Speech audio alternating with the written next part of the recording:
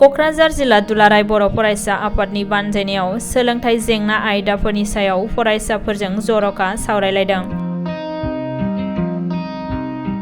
क'क्राझार हिनजावसा फरायसालिमानि सावराय नब्लाङाव दिनै क'क्राझार जिल्लानि सिङाव थानाय गासै गं 17 फरायसालिमा मुलुगसोलोंसालिफोरनि दालाइसा एबसु फरायसाफोर आरो एबसुनि दैदेनगिरिफोरनि गेजेराव सोलोंथाइजों सोमोन्दो थानाय गोबांथार जेंना आयदाफोरजों लोगोसे समाजारि, रांखान्थियारि सोमोन्दो थानाय गोबां जेंनानि सायावबो सोंनाय फिन्नायनि गेजेरजों गोथौवै सावरायलायनाय जायो।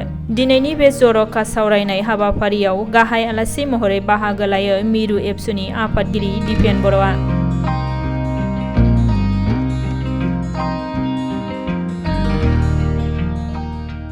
बर' फरायसा आफादा जोंनि कलेज इउनियन बडि आरो इउनिट कमिटि एबसु आरो जेनेरेल फरायसा फरायसुलिफोरखौ लानानै जोङो स्पेशल इन्टारेक्शन सेसन जों लाबाय थादों।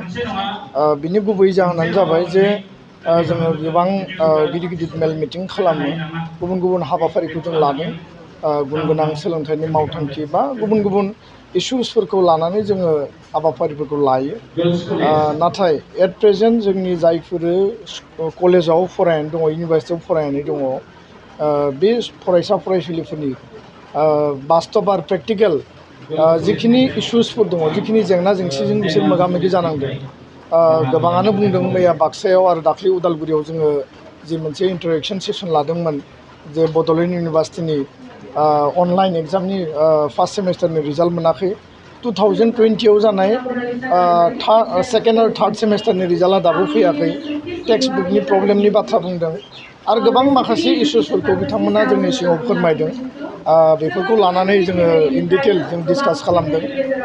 गुबुन फारसेथिं जिखिनि ससियेल माखासे जेंनाफोर जादों, हिउमेन ट्राफिकिं, दा गोबां प्रल'भन होनानै जोंनि जायगानिफ्राय मानसि लांबाय थादों आरो बिनि अनगायैबो ड्राग्स माने जौ जुवानि थासारियाबो सम सम बांनो हमदों।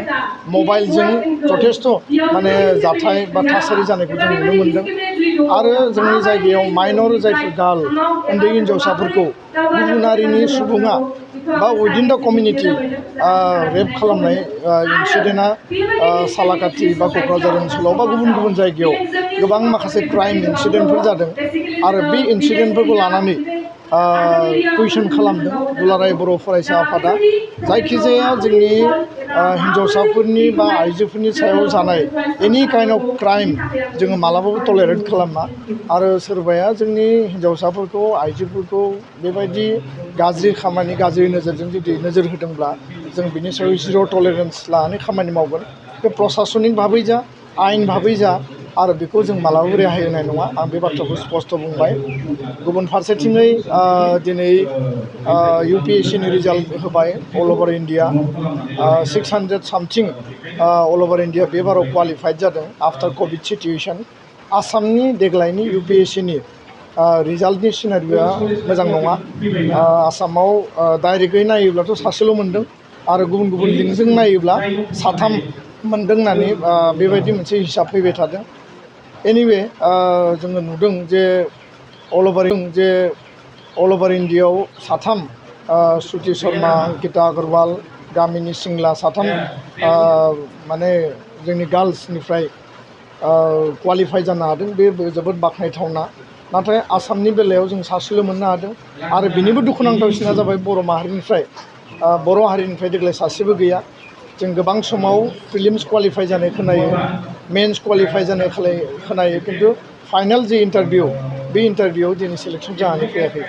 दुलाराय बर' फरायसा आफादा लास्ट 10 इयार्सआव अरियेन्टेसन प्रग्राम UPSCनि थाखाय खालामबोदों।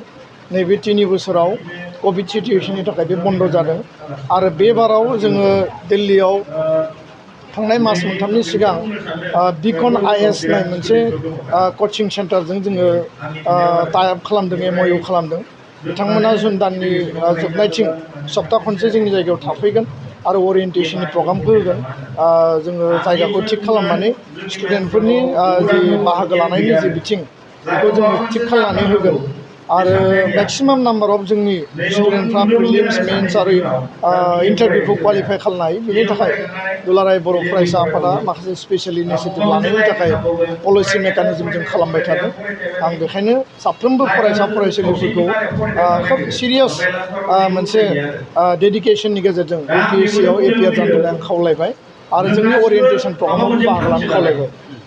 गुबुन मोनसेथिं आङो आपिल खालामनो नागिरदों DID लिटिल मास्टाराव जोंनिनो अनजालु फंबाय नबजित नार्जारिया आसामनिफ्राय थांनानै मुम्बाइआव दिनै फाइनाल मोनसे कन्टेस्टआव दंबाय थायो आरो दिनै आरो गाबोन समबारनि फुंसिम बिनि भटनि होनाय बे दङ।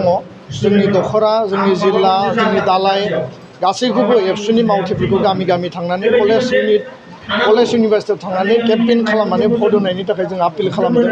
आङो गासै बर' रायजो राजाखौ जायनियाव मबाइल नाम्बार दङ, मबाइल गंसे गंनै गंथाम जि थाया मानो नबजित नार्जारिनि होखानाय टेलिफन नाम्बाराव फन बुनानै जाहाथे नबजित नार्जारिखौ DID लिटिल मास्टारनि चेम्पियन खालामनो हायो। मोनसे समाव जोङो प्रनिता सर्गियारिखौ चेम्पियन खालामनो हादोंमोन आरो बर'नि इउनिटि आरो बर'नि जि टेलेन्ट बेखौ जाहाथे जों बिश्व दरबाराव दिन्थिनो हायो। बेखायनो आङो खावलायबाय जे बयबो रायजो राजाया बे साननैनि जि भटिं बे भटिङाव बयबो मैखोमै बाहागो लानांगौ।